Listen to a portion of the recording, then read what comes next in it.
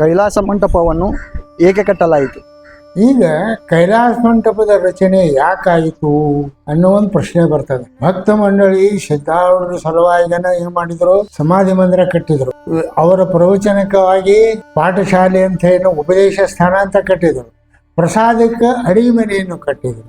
ಹಂಗಾರೆ ಕೈಲಾಸ ಮಂಟಪದ ರಚನೆ ಯಾಕಾಯ್ತು ಅಂತಂದ್ರೆ, ಸಿದ್ಧಾರೂಢರನ್ನ ಪ್ರತ್ಯಕ್ಷ ಶಿವನ ಅವತಾರಿ ಅಂತ ತಿಳ್ಕೊಂಡು ಸಿದ್ಧಾರೂಢರನ್ನ ಪರಮಾತ್ಮನ ಅವತಾರಕ್ಕೆ ಆದಂತಹ ಈ ನಾವು ವೇಷಭೂಷಣಗಳು ಅಂತ ಹೇಳ್ತಾವಲ್ಲ, ಅವನ್ನ ತೊಡಿಸಿ ಪರಮಾತ್ಮನೇ ಅಂತ ತಿಳ್ಕೊಂಡು ಪೂಜೆ ಮಾಡ್ತಿದ್ರು. ಅವಾಗ ಮೊದಲು ಪೂರ್ವ ಕಾಲದಲ್ಲಿ ಸಿದ್ಧಾರೂಢರು ಇದ್ದಾಗನ, ಅಂದ್ರೆ ಈ ಮಂಟಪ ರಚನೆ ಪೂರ್ವದಲ್ಲಿ ಸಿದ್ಧಾರೂಢರ ಪೂಜೆ ಈ ಉಪದೇಶ ಸ್ಥಾನ ಪಾಠಶಾಲಾ ಅಂತ ಇತ್ತಲ್ಲ, ಆ ಬಯಲೊಳಗೆ ನಡೀತು. ಬರಬರ್ತಾ ಏನಾಯ್ತಪ್ಪ ಅಂತಂದ್ರೆ, ಜನ ಜಾಸ್ತಿ ಆದಂಗ ಈಗಿನ ಸಮಾಧಿ ಮಂದಿರದ ಮುಂದೆ ಮಂಟಪವನ್ನು ಹಾಕಿ ಅಲ್ಲಿ ಪೂಜೆಗಳನ್ನು ಚಾಲು ಮಾಡಿದ್ರು.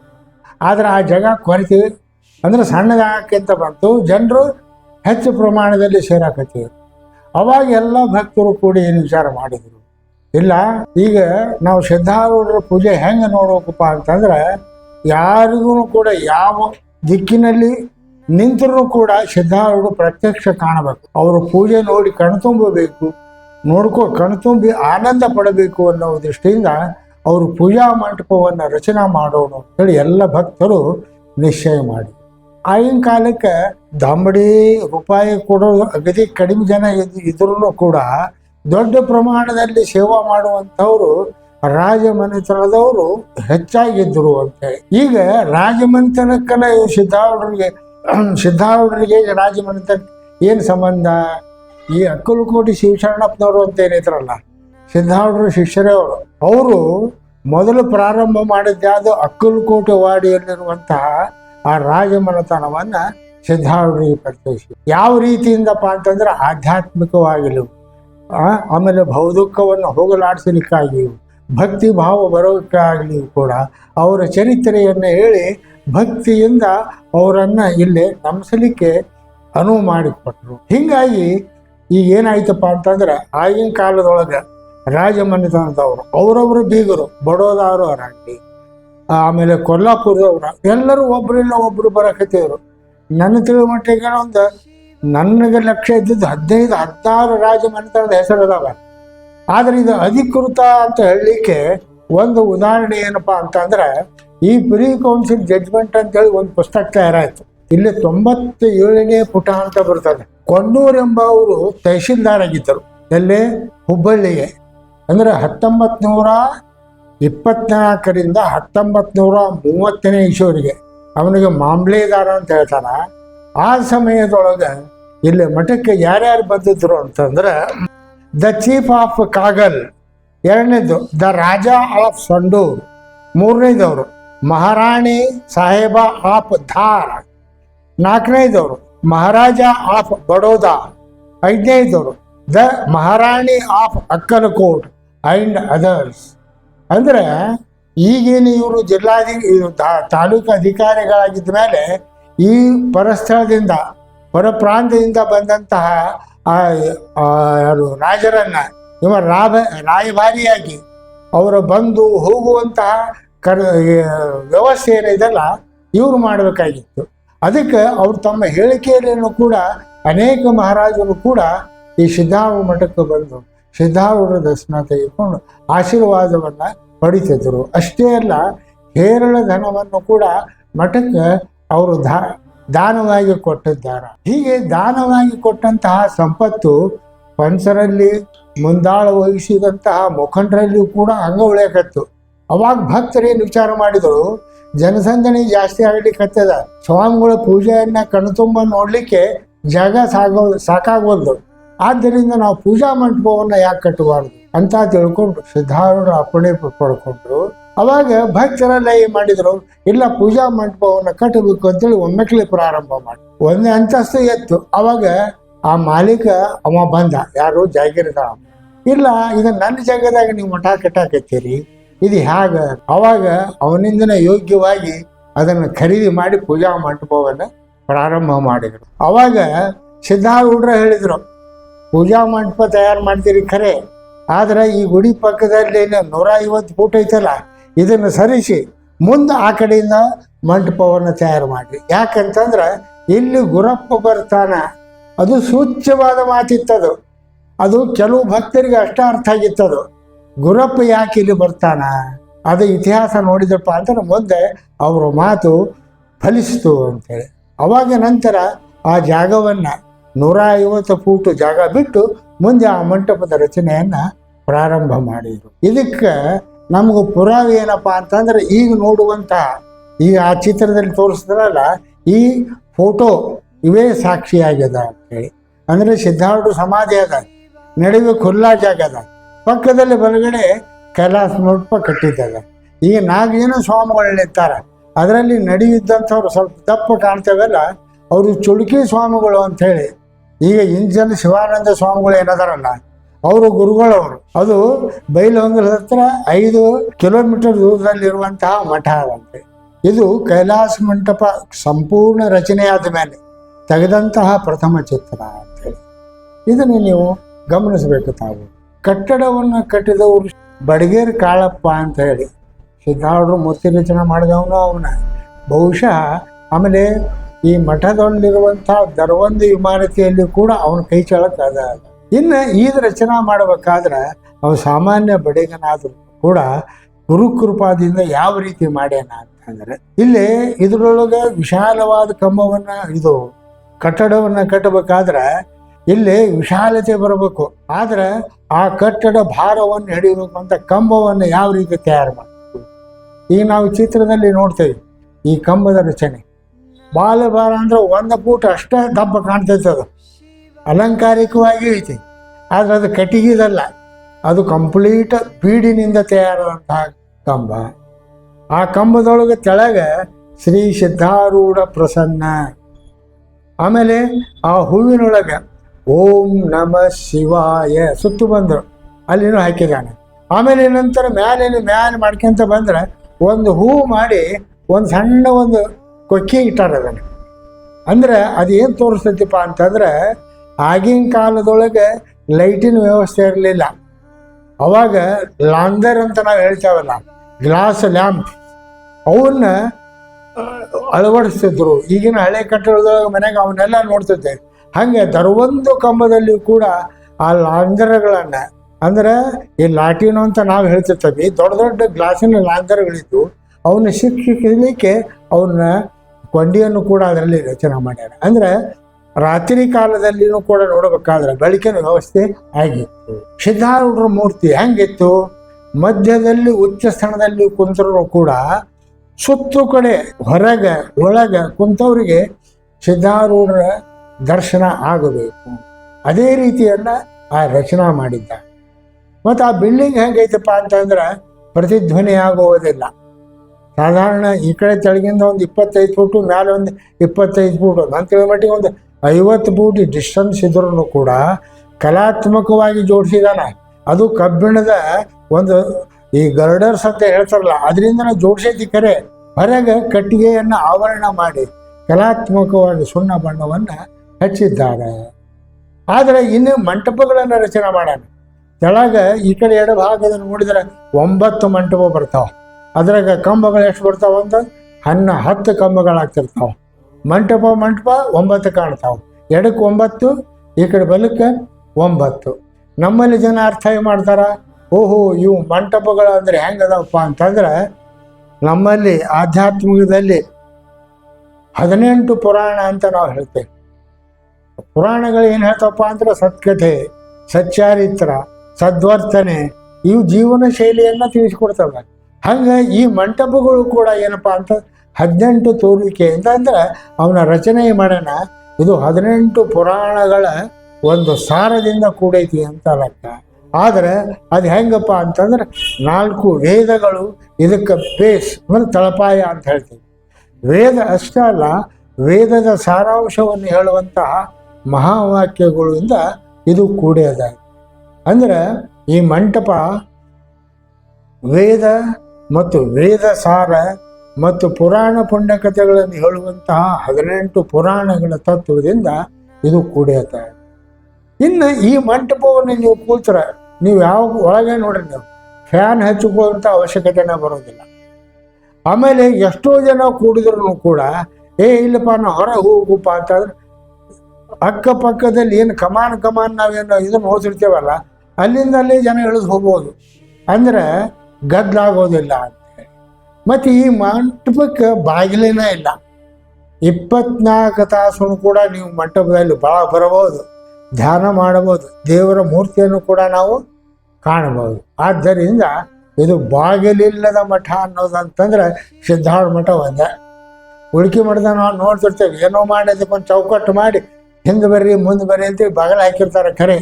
ಆದರೆ ಈ ಸಿದ್ಧಾರೂಢ ಮಠದ ಕೈಲಾಸ ಮಂಟಪ ನೋಡಿದರೆ ನಿಮಗೆ ಬಾಗಿಲನ್ನ ಕಾಣಿದಲ್ಲ, ಮುಕ್ತ ಪ್ರವೇಶ, 24 ತಾಸು ಪ್ರವೇಶ. ಇನ್ನು ಪ್ರವೇಶ ಮಾಡಿದ ಮೇಲೆ ನಾವು ಸುತ್ತೋಲಾಡಿಸುತ್ತೇವೆ, ಮೇಲೆ ನಾವು ನೋಡ್ತಿರ್ತೇವೆ ಒಂದು ಚಕ್ರಾಕಾರವಾಗಿ ಅಲಂಕಾರಿಕವಾಗಿ ರಚನೆ ಮಾಡ್ಯಾರ. ಆ್ಯಕ್ಚುಲಿ ಸಿದ್ಧಾರೂಢರು ಇದ್ದೊಳಗೆ ಆ ಮಂಟಪ ಮ್ಯಾಗಿನ ಏನೋ ಬೇಸ್ ಏನದಲ್ಲ, ಲೈಟಿನಿಂದ ಅಲಂಕರಿಸಿತ್ತು. ಹೆಂಗಿತ್ತು ಅಂತಂದ್ರೆ ಅವಾಗ ನಾವು ಈ ಪಾತಾಳ ಮೋಹಿನಿ 64ನೇ ಇಸ್ವಿಯೊಳಗೆ ಸಿನಿಮಾ ಶೂಟಿಂಗ್ ಆಗಿತ್ತು. ಅವಾಗ ಕೈಲಾಸ ಮಂಟಪದ ಈ ಝಲಕ್ ಅಂತ ನಾವು ನೋಡ್ತಿರ್ತೀವಲ್ಲ, ಈ ಲೈಟಿನ ಅಲಂಕಾರ ಆ ಚಿತ್ರದಲ್ಲಿ ನಾವು ಕಾಣಬಹುದು. ಇದನ್ನು ಕೂಡ ಇವರು ನಮ್ಮ ಈ ಚಿತ್ರಕಾರರು ಇದನ್ನು ಜೋಡಿಸಿದ್ದನ್ನು ತಾವು ಕಾಣಬಹುದು. ಇನ್ನು ಮುಖ್ಯ ಪೂಜಾ ಮಂಟಪ ಹೆಂಗಾಗಿತ್ತು, ಆಗಿನ ಕಾಲದಲ್ಲಿ ಸಿದ್ಧಾರೂಢ ಪೂಜಾ ಮಂಟಪ ಹೆಂಗಿದ್ರಪ್ಪ ಅಂತಂದ್ರೆ, ಈ ಫೋಟೋ ನಾವು ನೋಡ್ತಿರ್ತೇವಲ್ಲ, ಸಿದ್ಧಾರೂಢರು ಪ್ರತ್ಯಕ್ಷ ಕೂತಿದ್ದಾರೆ. 26ನೇ ಇಸ್ವಿಯೊಳಗೆ ಇದು ಪ್ರಾರಂಭ ಆಯಿತು. ಇದು 27ನೇ ಇಸ್ವಿ ಶಿವರಾತ್ರಿ ಉತ್ಸವದಲ್ಲಿ ಸಿದ್ಧಾರೂಢರನ್ನು ಪೂಜಾ ಮಂಟಪದಲ್ಲಿ ಕೂಡಿಸಿ ಪೂಜೆಗೊಂಡ ಪ್ರಥಮ ಚಿತ್ರ ಅಂತೇಳಿ. ನಂತರ ಏನಾಯಿತು, ಈ ಮಂಟಪವನ್ನು ನಾವು ನೋಡ್ತಿರ್ತೀವಲ್ಲ ಸಿದ್ಧಾರೂಢರ ಮಂಟಪ, ಇದಕ್ಕೆ ಆಗಿನ ಕಾಲದಕ್ಕೆ ಕೈಲಾಸ ಮಂಟಪ ಅಂತ ಹೇಳ್ತಿದ್ರು. ಯಾವುದು ಪೂಜಾ ಮಂಟಪಕ್ಕೆ ಹೆಸರು ಕೈಲಾಸ ಮಂಟಪ. ಅರ್ಥ ಇಷ್ಟ, ಆ ಸಿದ್ಧಾರೂಢರನ್ನ ಶಿವನ ಸ್ವರೂಪಿ ಅಂತ ತಿಳ್ಕೊಂಡು ಶಿವನಿಗೆ ಯಾವ ನಾವು ಅಲಂಕಾರವನ್ನು ಮಾಡ್ತೇವಲ್ಲ ಆ ರೀತಿ ಅಲಂಕಾರ ಮಾಡಿ ಪ್ರತ್ಯಕ್ಷ ಶಿವನೇ ಅಂತ ಹೇಳಿ ಕೂಡಿಸಿ ಪೂಜೆ ಮಾಡಲಿಕ್ಕೆ ಆ ಪೂಜಾ ಫೋಟೋ. ಇನ್ನು ಮಂಟಪ ಅವಾಗೇನಾಗಿತ್ತಪ್ಪ ಅಂತಂದ್ರೆ, ನಾವು ಕೈಲಾಸ ಮಂಟಪ ಅಂತ ಹೇಳ್ತಲ್ಲ, ಕೈಲಾಸದಲ್ಲಿ ಶೃಂಗಿ ಭೃಂಗಿ ಇವರೆಲ್ಲ ನಾಟಕರು, ಇವರೆಲ್ಲ ಅವರ ಚಿತ್ರಗಳನ್ನು ಕೂಡ ಅವರ ಗೊಂಬೆಗಳನ್ನು ಕೂಡ ಮಾಡಿದ್ರು. ಈಗ ಈ ಸಿದ್ಧಾರೂಢರ ಏನು ಈ ಫೋಟೋ ನೋಡ್ತೇವಲ್ಲ ಕೈಲಾಸ ಮಂಟಪ, ಈ ಪಕ್ಕದಲ್ಲಿ ಕೆಲವೊಂದು ಬ್ಯಾಗಡಿಯನ್ನು ತಯಾರು ಮಾಡಿದಂತಹ ಮಂಟಪಗಳು, ಇವೆಲ್ಲ ಕೈಲಾಸದಲ್ಲಿರುವಂತಹ ಪ್ರಮಥ ಗಣಗಳ ಚಿತ್ರಣಗಳನ್ನು ರಚನೆ ಮಾಡಿದ್ರು ಅವಾಗ. ಅದಕ್ಕೆ ಇದು ಹೆಸರು ಕೈಲಾಸ ಮಂಟಪ ಅಂತ ಬಂತು. ಇದು ಏನಾಯಿತು, ಕಾಲಕ್ರಮದಲ್ಲಿ 2 ವರ್ಷಕ್ಕೊಮ್ಮೆ 3 ವರ್ಷಕ್ಕೊಮ್ಮೆ ಬದಲಾವಣೆ ಮಾಡ್ಕೊಂತ ಬಂದರು. ಈ ಫೋಟೋನು ನೋಡ್ತಿರ್ತೇವೆ, ಇದು ಕೈಲಾಸ ಮಂಟಪದ ಪೂಜೆನೇ. ಇದು 4 ವರ್ಷದ ನಂತರ ಈ ಪೂಜಾ ಮಂಟಪವನ್ನು ಮತ್ತೆ ಪುನಃ ಹೊಸದಾಗಿ ಸಿಂಗರಿಸಿದಂತಹ ಫೋಟೋ ಇದು. ಇದಾದ ನಂತರ ಏನಾಯಿತು ಅಂತಂದ್ರೆ, ಇದು ಪುನಃ ಬ್ಯಾಗಡಿ ಹಾಳು ಆಗತ್ತಿತ್ತು.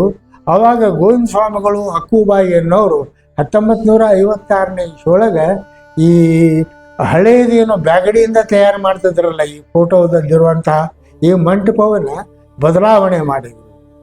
ಆ ಮಂಟಪ ಏನು ಮಾಡಿದ್ರಪ್ಪ ಅಂತಂದ್ರೆ, ಜೈಪುರ ಅರಮನೆಯಲ್ಲಿರುವಂತಹ ಬಣ್ಣ ಬಣ್ಣದ ಗ್ಲಾಸಿನಿಂದ ತಯಾರು ಮಾಡಿದಂಥ ಮತ್ತು ಆ ಮಂಟಪದಲ್ಲಿ ಸಿದ್ಧಾರೂಢರ ಲೀಲಾಮೂರ್ತಿಗಳಿರಬೇಕು ಅಂತಹದ್ದನ್ನು ರಚನೆ ಮಾಡಿ ಆ ಮಂಟಪವನ್ನು ಪ್ರಾರಂಭ ಮಾಡಿದ್ರು. ಯಾವಾಗ 1956ನೇ ಇಸ್ವಿಯೊಳಗೆ. ಈ ಫೋಟೋ ನೋಡ್ತಿರ್ತೇವೆ ನಾವು. ಈ ಫೋಟೋದೊಳಗೆ ಸಿದ್ಧಾರೂಢರ ಮೂರ್ತಿ ಅದ, ಗುರುನಾಥಾರೂಢರು ಪೂಜೆಗೊಂಡಿದ್ದಾರೆ. ಆ ಪಕ್ಕದೊಳಗೆ ಫಾರ್ಸಿ ಜನ ಅಂದ್ರೆ ರೋಷನ್ ಬಾಯಿ ಅಂತ ಹೇಳ್ತಿದ್ರಲ್ಲ, ಅವರು ಕೂಡ ಈ ಚಿತ್ರದಲ್ಲಿ ಇದ್ದಾರೆ. ಸಿದ್ಧಾರೂಢರ ಮಹಾಭಕ್ತರು ಅವರು ಕೂಡ ಈ ಫೋಟೋದಲ್ಲಿ ಅಂದರೆ ಕೈಲಾಸ ಮಂಟಪ ಪೂಜೆಯಲ್ಲಿ ಭಾಗಿಯಾಗಿದ್ದಾರೆ. ಅಂದರೆ ಇದು ಏನಾಗಿತ್ತಪ್ಪ ಅಂತಂದ್ರೆ, ಇದು ಪೂರ್ತಿ ಈ ಜೈಪುರ ಅರಮನೆಯಲ್ಲಿರುವಂತಹ ಬಣ್ಣದ ಈ ಗ್ಲಾಸ್ಗಳಿಂದ ಅಲಂಕಾರ ಮಾಡಿದ್ರಲ್ಲ, ಅದೇ ರೀತಿ ಸಿದ್ಧಾರೂಢರ ಲೀಲೆಗಳನ್ನು ದೊಡ್ಡ ದೊಡ್ಡ ಫೋಟೋಗಳಿಂದ ಅಲಂಕರಿಸಿ ಈ ಕೈಲಾಸ ಮಂಟಪವನ್ನು ರಚನೆ ಮಾಡಿದ್ರು.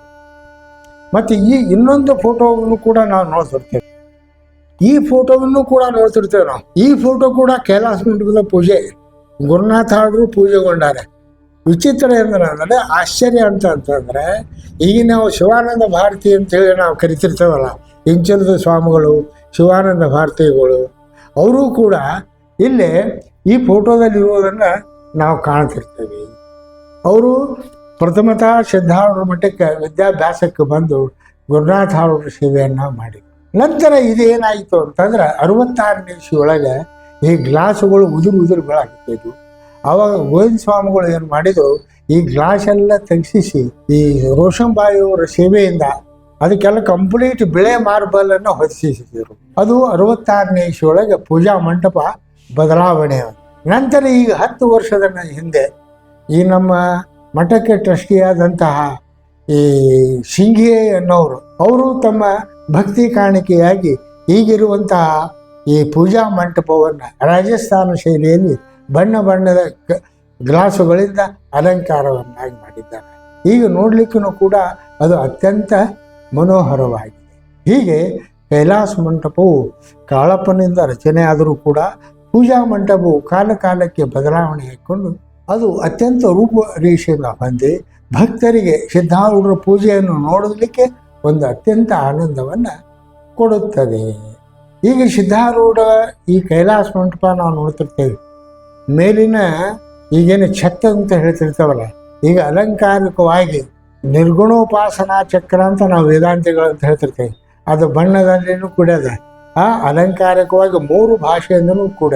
ಇನ್ನು ಕೆಳಭಾಗದಲ್ಲಿ ಆ ಮಂಟಪದ ರಚನೆ ಏನದಲ್ಲ, ಸುತ್ತಲೂ ಕಟ್ಟಿನೂ ಕಾಣ್ತದೆ.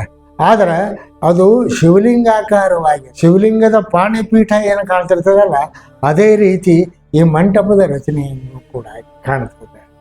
ಇನ್ನು ಪೂಜೆಗೆ ಪೂಜಾ ಮಂಟಪವೂ ಆಗಿದೆ. ಆದ್ದರಿಂದ ಇದು ಕೈಲಾಸ ಮಂಟಪ ಪೂಜಾ ಮಂಟಪವಾಗಿದೆ. ಕೈಲಾಸ ಮಂಟಪವನ್ನು ತಯಾರು ಮಾಡಬೇಕಾದ್ರೆ ಈಗ ನಾವು ಸಿಮೆಂಟ್ ಅಂತ ಹೇಳ್ತೇವೆ, ಆದ್ರೆ ಅವಾಗ ಗಚ್ಚು ಅಂತ ತಯಾರು ಮಾಡ್ತಿದ್ರು. ಆ ಗಚ್ಚು ತಯಾರು ಮಾಡಿದಂಥೊಳಗೆ ಸಿದ್ಧಾರೂಢರು ಆ ಕಟ್ಟಡ ಕಟ್ಟಬೇಕಾದ್ರೆ ಹೊರಗೆ ಆರಾಮ್ ಕುರ್ಚಿ ಹಾಕೊಂಡು ಭಕ್ತರ ಜೊತೆಗೆ ನೋಡಿ ಆನಂದ ಪಡ್ತಿದ್ರಂತೆ.